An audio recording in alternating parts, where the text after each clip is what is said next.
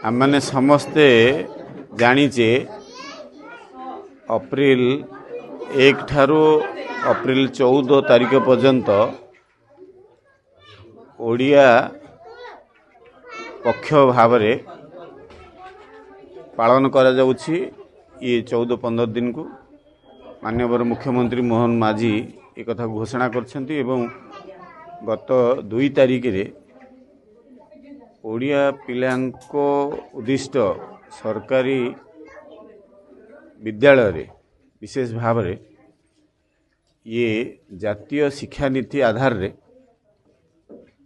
प्रवेश और खड़ी छुआ कार्यक्रम करिछन्ती। सेई दिन ठारू प्रत्येक दिन ओडिया पक्ष पालन करा जाउछि। आज 7 तारीख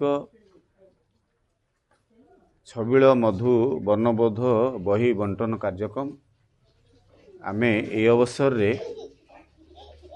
भुवनेश्वर नयापल्ली स्थित आश्रम विद्यालय परिसर रे थिबा अंगनवाड़ी केन्द्र रे आमे कुनी कुनी पिला मानकु एठी छबिल वर्णबोध बही बंटन कलु।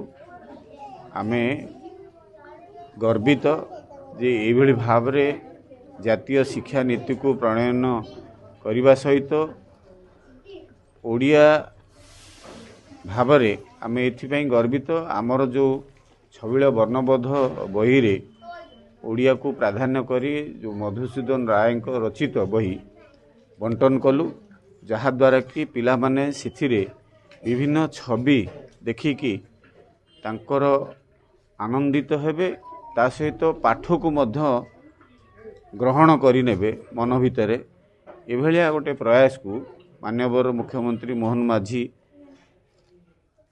कहिछन्ती।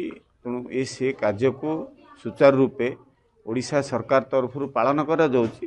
किंतु आमे आज भुवनेश्वर रे आमर तुषार चैरिटेबल ट्रस्ट जरिया रे ए कार्यक्रम आज करा जाइछि।